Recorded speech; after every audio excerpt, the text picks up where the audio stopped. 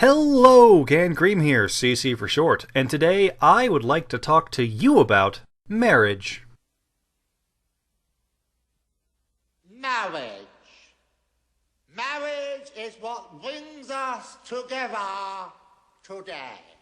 Okay, show of hands, who didn't see that cutaway coming? But back on topic, how the marriage ceremonies of Equestria might work. I'm going to have to admit, today's topic is going to be a bit of a short one, because this is one of those rare cases where the show itself has done a rather good job of showing in detail the subject that I want to share with you. So today we won't so much be explaining, or let's be honest, in the case of this channel, wildly jumping at conclusions to the subject of marriage, but rather attempt to expand upon what we are given. Starting out, we already have a fairly good example coming from the episode A Canterlot Wedding. It is here we see many of the staples of a traditional Protestant wedding. Large groups in attendance, flowers, a wedding arch, heavy use of white, best men and bridesmaids. Or maybe in this case it would be best cults and bridesmaids?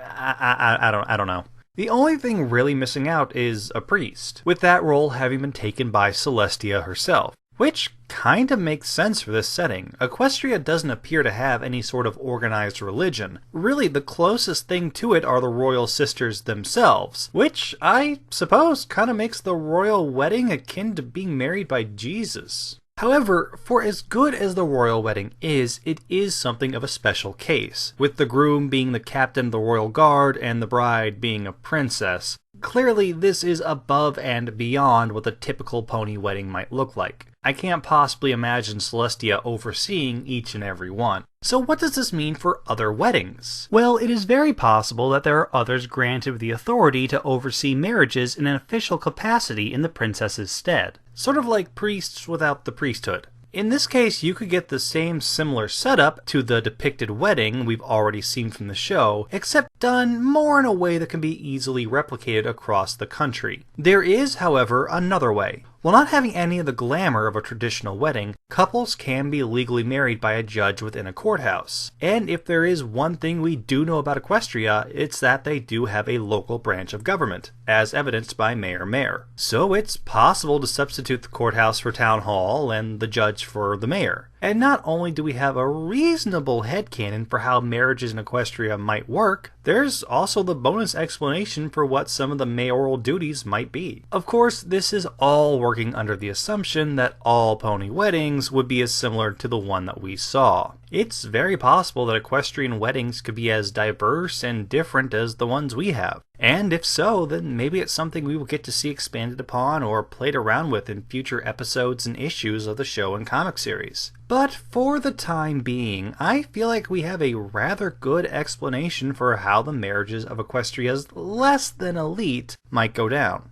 But what about you, dear listener? How do you think a traditional equestrian marriage might look? Would it be close to what we saw in the Canterlot Wedding, or something entirely different? Whatever your thoughts, please post them down in the comments below. Thank you very much for watching, and as always, stay pony, my friends.